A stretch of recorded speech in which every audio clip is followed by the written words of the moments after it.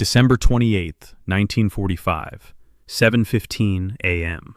The White House residence, second floor. Harry Truman sat alone at the breakfast table reading the Washington Post. He was halfway through his coffee when he saw the headline that made his hand freeze on the cup. Burns concludes historic agreements with Soviets in Moscow. The article described major concessions Secretary of State James Burns had just made to Soviet Foreign Minister Molotov. New frameworks for atomic energy control. Changes to occupation policy in Japan. Recognition of Soviet-backed governments in Eastern Europe. Truman set down the newspaper slowly, carefully, as if it might explode. His hands were shaking. He was the President of the United States, and he was learning about American foreign policy from the morning paper. His Secretary of State hadn't consulted him, hadn't briefed him, hadn't even bothered to send a telegram from Moscow. James Burns was running his own foreign policy, conducting his own negotiations, making his own deals with the Soviet Union. But as Truman stared at the headlines, reading article after article about agreements he knew nothing about, he realized this wasn't just insubordination. This was a calculated humiliation, designed to be read by the entire world. This was Burns sending a message. I am the real architect of American foreign policy, not the haberdasher from Missouri. James Francis Burns didn't just resent Harry Truman. He looked at the man from Missouri and saw a mistake of history, an accident, a placeholder who had gotten the job that should have been his. The resentment was rooted in a specific moment that Burns replayed in his mind every single day. July 1944, the Democratic National Convention in Chicago. Franklin Roosevelt was running for an unprecedented fourth term, and his health was clearly failing. Everyone in Washington understood the mathematics of mortality. Whoever became vice president would likely become president before the next term ended. James Burns believed that man should be him, and he had every reason to think Roosevelt agreed. Burns was Roosevelt's director of war mobilization, a position so powerful that the press called him the assistant president. He had more authority than any cabinet member in modern American history, coordinating the entire American war economy, managing industrial production, labor relations, resource allocation. He had delivered South Carolina to Roosevelt in every election since 1932. He had been at Roosevelt's side for years, traveling to major conferences, sitting in on strategic decisions. Most importantly, Roosevelt had promised him the vice presidency, or so Burns believed. But when party bosses told Roosevelt they couldn't accept Burns as vice president, the dying president gave in without a fight. The South Carolina politician was too controversial, they said. Too many enemies in organized labor. Too Southern for Northern Democrats. Too conservative for liberals. Roosevelt wrote a note saying he would be happy with either Harry Truman or Supreme Court Justice William Douglas, giving the bosses permission to dump Burns. James Burns found out when a reporter asked for his reaction to being passed over. He hadn't even been told directly by Roosevelt or the party leaders. He learned about his political death from a journalist at a press conference. On July 21, 1944, the Democratic Convention nominated Harry Truman for vice president on the second ballot. Burns sat in his hotel room at the Blackstone Hotel in Chicago, listening to the cheers coming from the convention floor through his open window. He didn't just feel humiliated. He felt erased from history. Those cheers weren't just for Truman. They were the sound of Burns's career hitting a dead end. The sound of his dreams of the presidency dying. The job he believed he had earned through years of loyal service to Roosevelt went to a Missouri politician he had barely heard of, a former county judge who had spent 10 years in the Senate investigating war production, a man with no foreign policy experience, no relationship with Stalin or Churchill, a man whose only qualification was that he threatened nobody's power base. Harry Truman was nobody. That's what everyone at the convention thought. He was quiet, unassuming, competent, but unremarkable. A palate cleanser after the grandiosity of Roosevelt. He had no enemies because he had never done anything important enough to make enemies. To the party bosses, he was perfect, precisely because he was so utterly ordinary, so visibly mediocre, so completely unthreatening. When Franklin Roosevelt died on April 12, 1945, James Burns was on a train from South Carolina back to Washington. He heard the news at a station stop, somewhere in Virginia. An aide rushed onto the platform with a telegram. The president was dead. Harry Truman was being sworn in as the 33rd President of the United States. Burns stood on that platform, as the train's steam swirled around him in the afternoon light, and felt a cold certainty settle into his bones. The country was in the hands of an amateur, a man who had been vice president for exactly 82 days, a man who knew nothing about the war effort, nothing about atomic weapons, nothing about the delicate agreements Roosevelt had negotiated with Stalin and Churchill at Yalta. Burns knew all of it. He had been at Roosevelt's side for years. He had traveled to Yalta. He understood the complexities of managing the Soviet alliance. He understood what Stalin wanted and how to negotiate with him. The man who should be taking the oath of office was standing on a train platform in Virginia. The man actually taking the oath was a former haberdasher who had met with Roosevelt exactly twice as vice president, who had been deliberately kept in the dark about everything from the Manhattan Project to the Yalta agreements, who was walking into the presidency completely unprepared for what was coming. Burns made a decision standing on that platform, watching the train pull away without him, as he waited for the next one to Washington. Truman would need him. Truman couldn't possibly manage foreign policy without someone who understood Roosevelt's vision, who had been in the room where decisions were made, who knew the players and the stakes. Burns had been Truman's mentor in the Senate years ago, when Truman was a junior senator learning the ropes. He assumed that dynamic would continue now, the master teaching the apprentice, even if the apprentice now sat in the Oval Office. Burns would guide Truman. He would shape American foreign policy. He would be the real president in everything but name. Truman would sign the papers and give the speeches, but Burns would make the decisions that mattered. It never occurred to Burns that Truman might have other ideas, that the quiet man from Missouri might have a steel spine underneath the humble exterior, that being underestimated might be exactly what gave Truman his power. In early July 1945, Truman offered Burns the position of Secretary of State. It was a consolation prize, and everyone in Washington knew it. The job that should have led to the presidency was now just another cabinet post, prestigious but subordinate. But Burns didn't accept the position to serve Truman. He accepted it to save the country from him, to preserve Roosevelt's vision, to maintain the delicate balance of power that Roosevelt had crafted with Stalin. Truman wanted continuity with Roosevelt's approach to the Soviets. Burns had been at Yalta. He knew what Roosevelt had promised. He could maintain those relationships, those understandings, those careful accommodations that kept the wartime alliance functioning.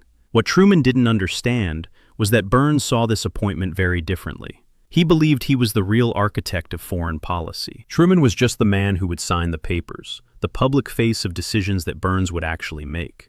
At Burns's swearing-in ceremony on July 3, 1945, Truman made a short speech saying he was fortunate to have a Secretary of State with such experience and wisdom. Burns barely acknowledged the compliment. He was looking past Truman, already planning his approach to the upcoming Potsdam Conference, where Truman would meet Stalin and Churchill for the first time. The power struggle had begun, but Truman didn't know it yet. At the Potsdam Conference in July 1945, Burns made his first move in what would become a chess match for control of American foreign policy. Truman was meeting with Stalin and Churchill to shape post-war Europe, to decide the fate of Germany, to establish occupation zones and reparations, to define the New World Order. This was Truman's first major diplomatic test, and he needed Burns's experience desperately. But Burns didn't brief Truman properly.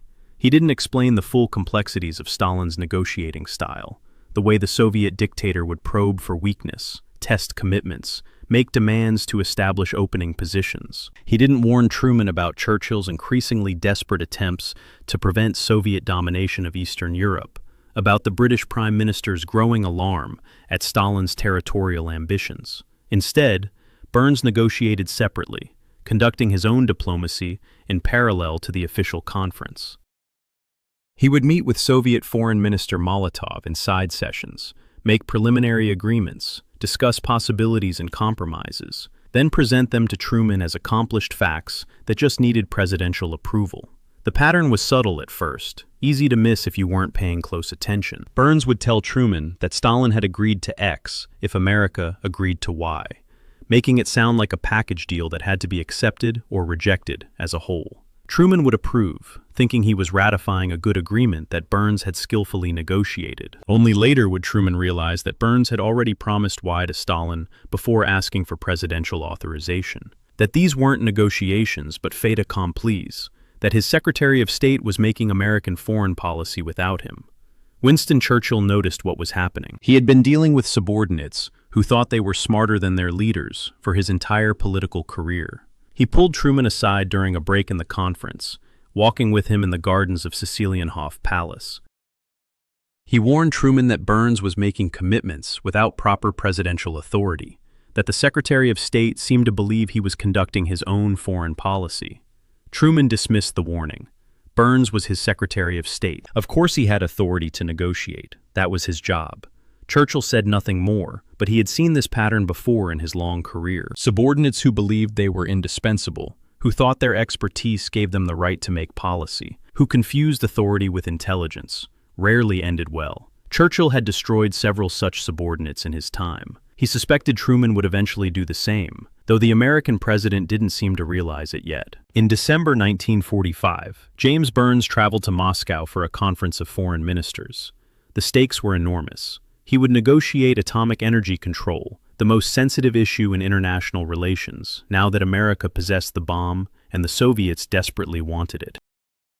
He would discuss occupation policy in Japan, determining how much influence the Soviet Union would have in post-war Asia. He would address recognition of governments in Eastern Europe, deciding whether America would accept the Soviet-backed regimes Stalin was installing in Poland, Romania, Bulgaria, and other countries the Red Army had liberated from Nazi control. These were the most important diplomatic issues facing the United States, issues that would shape the next 50 years of global politics. Before leaving for Moscow, Burns told Truman he would keep him fully informed. He would seek presidential approval for any major decisions. He would represent American interests firmly while exploring possibilities for cooperation with the Soviets. Burns did none of these things. For 2 full weeks in December 1945, James Burns negotiated with Molotov in Moscow, while President Truman sat in Washington waiting for updates that never came. Burns made concessions on atomic energy control, agreeing to share some technical information through a United Nations commission, softening the American position on how nuclear technology should be managed internationally. He modified American positions on Eastern European governments, moving toward recognition of Soviet-backed regimes that had come to power through elections that were democratic in name only. He adjusted occupation policy in Japan, giving the Soviet Union more voice in decisions about Japan's future than Truman wanted. And through all of this, through 2 weeks of negotiations that would define American foreign policy for years to come, Burns didn't consult the President of the United States once. Not a single telegram, not a single phone call, not a single cable requesting guidance or approval. Truman sat in the White House reading intelligence reports, meeting with advisors, trying to understand what his own Secretary of State was doing in Moscow, and getting nothing but silence from the State Department. This brings us back to that breakfast table on December 28, 1945, to Truman sitting alone in the White House residence, reading the Washington Post, learning about American foreign policy from the newspaper like any ordinary citizen. While Burns had been toasting agreements with Molotov in Moscow, drinking vodka, and discussing the New World Order, Truman had been left to decipher his own administration's policy through morning headlines. The silence from the State Department had been deafening, but the headlines spoke loud and clear about what Burns had been doing. The Washington Post reported that Burns had agreed to recognize the Soviet-backed governments in Romania and Bulgaria, legitimizing Stalin's control over Eastern Europe. The New York Times reported concessions on atomic energy cooperation that went further than Truman had authorized. Other papers carried similar stories, all painting a picture of an American foreign policy that the American president knew nothing about. Truman read every article carefully, his coffee growing cold, his breakfast untouched, his hands shaking with a rage he kept tightly controlled. By the time he finished reading, he had made a decision. James Burns had just taken his last trip as Secretary of State. When Burns returned from Moscow, confident and pleased with his diplomatic achievements, Truman summoned him to a meeting, not in the Oval Office where staff might overhear, not in the cabinet room where other officials might witness what was about to happen. Truman chose the presidential yacht, the USS Williamsburg, for maximum privacy and psychological impact. January 5, 1946, a cold Saturday afternoon. The yacht was anchored in the Potomac River, shrouded in winter mist that made it feel isolated from the rest of the world. Truman sat alone in the main cabin waiting for Burns to arrive. He wasn't shouting or pacing or showing any outward sign of anger. He was simply waiting with the absolute stillness of a man who had finally had enough, who had made a decision and was now going to execute it. Burns arrived confident, almost cheerful. He believed he had achieved significant diplomatic success in Moscow. He had maintained Roosevelt's policy of trying to cooperate with Stalin. He had made progress on difficult issues. He expected Truman to be grateful, perhaps even impressed. But when Burns walked into the cabin and saw Truman's face, when he saw the stack of newspapers on the table between them, when he saw the way Truman was looking at him with cold, controlled fury, he realized something had gone very wrong. Burns started to brief Truman on the conference results, launching into an explanation of what he had accomplished in Moscow. But Truman cut him off before he could finish his second sentence. "I have been reading about your conference in the newspapers," Truman said, his voice quiet and controlled in a way that was far more frightening than shouting would have been. It was the voice of a man who had absolute clarity about what he was going to do and would not be moved from it. Burns tried to explain that communication had been difficult, that the time difference between Moscow and Washington made coordination challenging, that he had made decisions in America's best interest based on the situation on the ground. Truman picked up one of the newspapers, the Washington Post, and read the headline about recognizing the Romanian government out loud. Then he asked Burns a simple question. When had the Secretary of State planned to inform the President of the United States about this decision? Burns said he was informing him now, at this very meeting, now that he was back from Moscow. Truman's hands tightened on the newspaper until his knuckles went white. What Truman said next, Burns would remember for the rest of his life. Truman's voice didn't rise, which somehow made the words cut even deeper, made them impossible to misunderstand or deflect. "I would not have appointed you as Secretary of State," Truman told Burns, speaking slowly and distinctly so every word landed with full force, "if I had thought you would assume the prerogatives of the President." Burns understood something in that moment that he should have understood months earlier. This wasn't the compliant president he had expected, the amateur who would be grateful for guidance, the placeholder who would defer to expertise.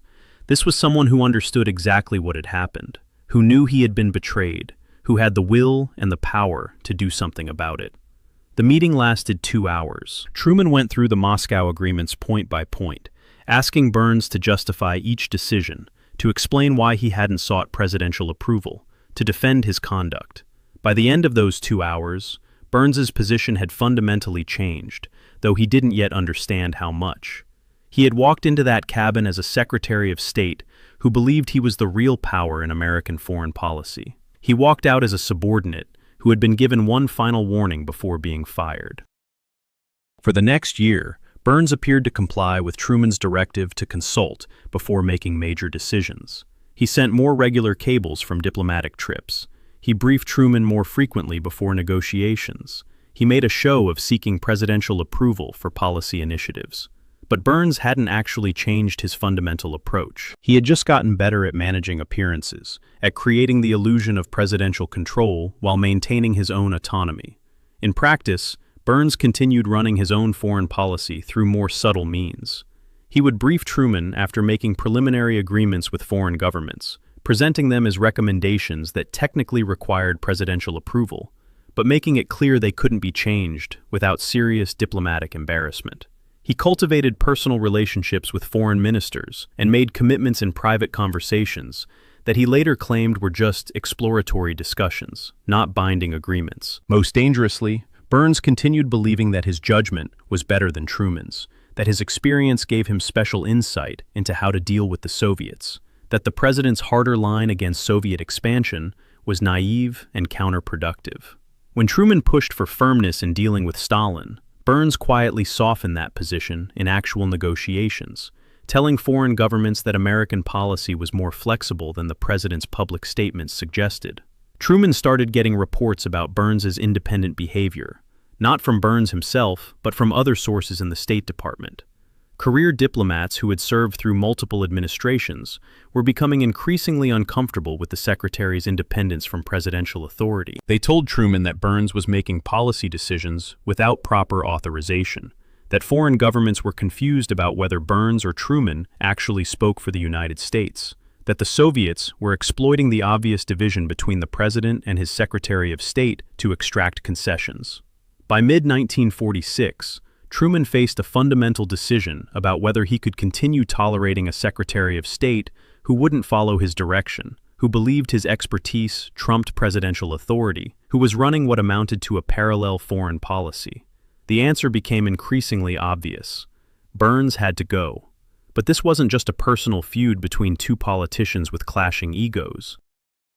While Truman and Burns fought their bureaucratic war over who controlled American foreign policy, Joseph Stalin was systematically redrawing the map of Europe according to Soviet interests. By 1946, Stalin's intentions in Eastern Europe had become unmistakably clear to anyone willing to see them. The Soviet dictator was installing communist governments in every country the Red Army had liberated from Nazi control, and he was doing it through a combination of military intimidation, political manipulation, and outright violence.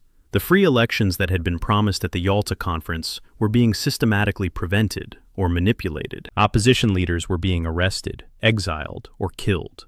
In Poland, Soviet forces had arrested the leaders of the Home Army, the resistance movement that had fought the Nazis for 6 years with extraordinary courage. Thousands of Polish patriots, who had risked everything to fight Hitler, were now being sent to Soviet labor camps or executed as enemies of the new communist government. In Czechoslovakia, the democratic government was being steadily undermined by Soviet pressure and communist infiltration. A coup was coming. Everyone could see it. It was just a question of when Stalin decided the time was right. The pattern was the same in Romania, Bulgaria, Hungary, and every other country under Soviet military occupation. Truman could see what was happening with absolute clarity.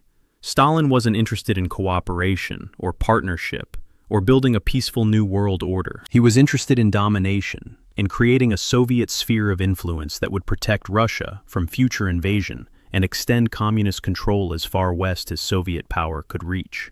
But Burns still believed that negotiation was possible, that Stalin could be persuaded through diplomatic accommodation and patient discussion to honor the Yalta agreements, that Roosevelt's vision of post-war cooperation between the wartime allies could still be salvaged if America just showed the right combination of firmness and flexibility. This wasn't just a tactical difference about how to implement agreed policy. It was a fundamental disagreement about reality itself, about what kind of leader Stalin was, and what kind of threat the Soviet Union represented. Truman had concluded that Stalin respected only strength, that any sign of weakness or accommodation would be seen as an invitation to push further, to demand more, to test whether American commitments were real or just rhetoric. Burns still believed that Stalin would respond to conciliation, that the Soviet dictator was a rational actor who would moderate his behavior if America showed good faith and willingness to compromise. The gap between what Truman wanted American foreign policy to be and what Burns was actually doing became increasingly dangerous as 1946 progressed. American diplomats in Moscow were representing a softer negotiating position than Truman wanted them to take. Allied governments in Western Europe were confused about American resolve, uncertain whether the United States would actually stand firm against Soviet pressure, or whether Burns's more accommodating approach represented the real American position. Truman needed a Secretary of State who would execute the policy the president set, not someone who would filter that policy through his own judgment about what was wise or possible. Burns couldn't do that, or wouldn't do that, and the distinction no longer mattered. On March 5, 1946, Winston Churchill gave what would become one of the most famous speeches in modern history, at Westminster College in Fulton, Missouri. Truman sat on the stage directly behind Churchill, in full view of the audience and the cameras, making absolutely clear that he endorsed what was about to be said. Truman had invited Churchill specifically to give this speech. He knew exactly what Churchill was going to say, because he had reviewed and approved the text in advance. This was Truman's foreign policy, being announced by the most respected voice in Western democracy, giving it a credibility and weight that Truman himself, still seen by many as an accidental president, could not yet command. Truman watched with satisfaction as Churchill delivered the line that would define the coming era. From Stettin in the Baltic to Trieste in the Adriatic, an iron curtain has descended across the continent. Churchill described in devastating detail how the Soviet Union was systematically crushing freedom in Eastern Europe, installing communist dictatorships, preventing free elections, arresting opposition leaders, creating a vast prison from which millions of people could not escape. He called for Western unity and strength. He said that Stalin and the Soviet leadership understood and respected military power, not diplomatic conciliation or good intentions. Every word of Churchill's speech had been approved by Truman in advance. This was the president's policy being announced by the most respected wartime leader in the world. James Burns was in the audience at Fulton, and as he listened to Churchill's speech, he felt a growing sense of horror and betrayal. This speech contradicted everything Burns had been trying to achieve as Secretary of State. All of his careful diplomacy, all of his attempts to maintain Roosevelt's vision of cooperation with the Soviets, all of his patient work to find common ground with Molotov, was being publicly repudiated by a speech that the president had clearly endorsed. After the speech, Burns confronted Truman in private. He said Churchill's remarks had been unnecessarily provocative, that they would make negotiations with the Soviets more difficult, that they undermined everything the State Department had been working toward. Truman's response was direct and left no room for misunderstanding. "That was exactly the point, Jim. That's my policy. That's what I want American foreign policy to be." Burns realized in that moment that the ground had shifted completely beneath his feet. Truman wasn't going to maintain Roosevelt's approach to Stalin. He was going to confront Soviet expansion directly. He was going to build what would later be called the policy of containment.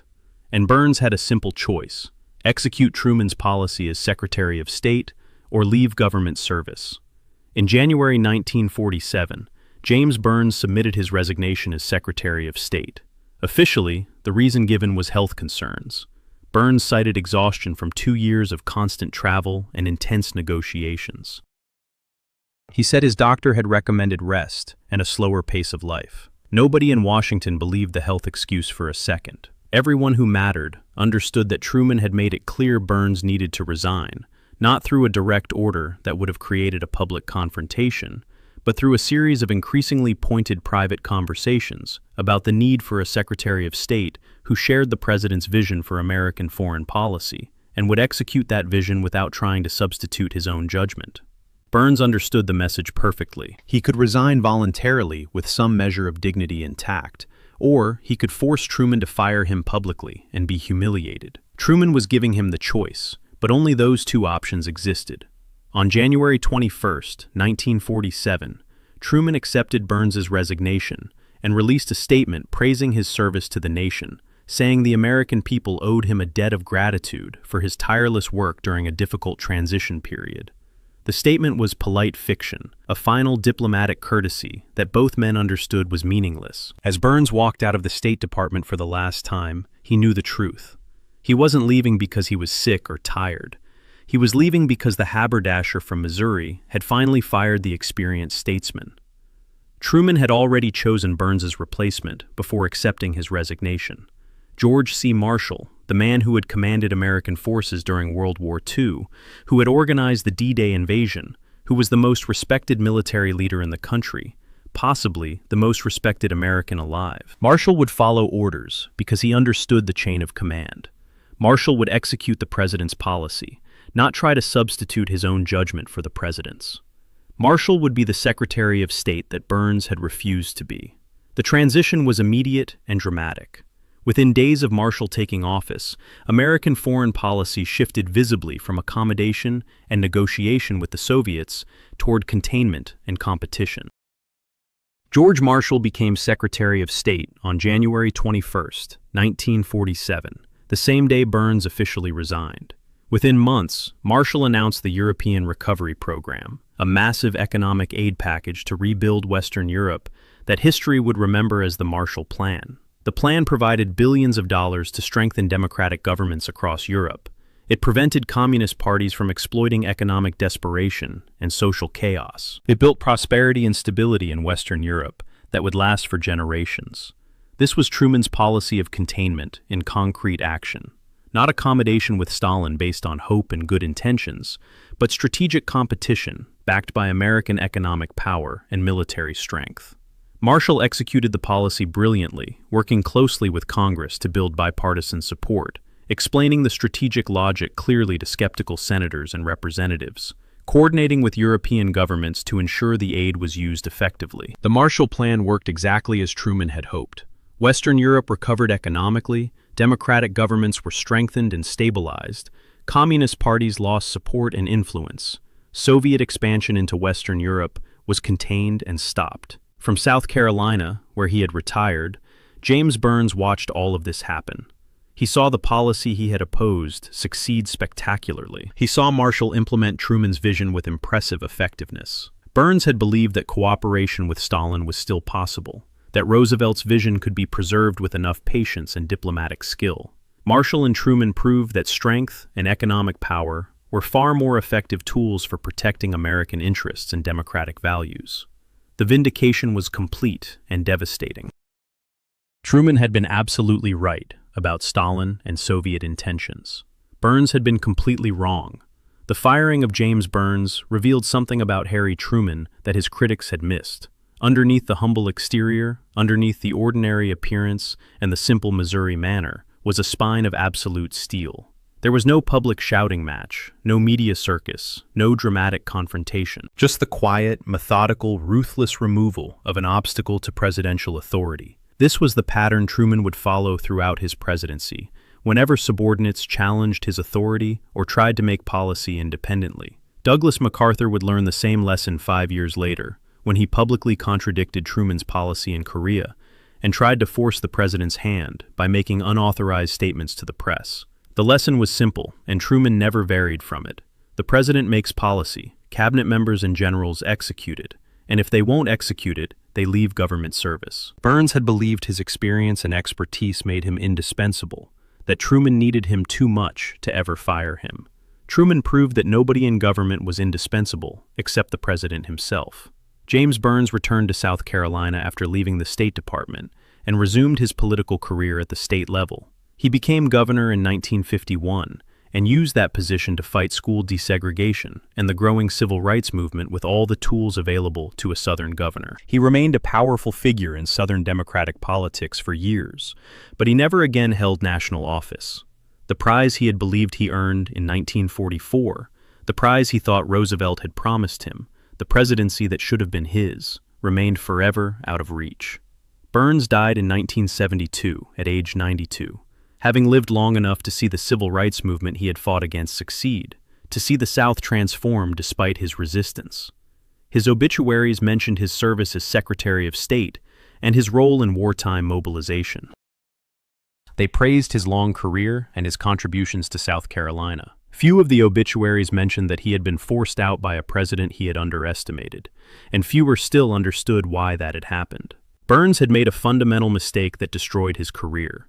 He believed that expertise mattered more than constitutional authority. He thought his experience and knowledge gave him the right to make foreign policy independently of presidential direction. Harry Truman taught him otherwise, in a lesson that was private, definitive, and final. In a constitutional system, authority flows from democratic legitimacy, not from expertise or experience. The president is elected by the people. Cabinet members are appointed by the president. When Burns forgot that fundamental distinction, when he tried to elevate his own judgment above presidential authority, Truman reminded him firmly and permanently. The man who thought he should be president learned that thinking it wasn't enough, that expertise wasn't authority, and that the quiet man from Missouri knew exactly how to use the power the American people had given him.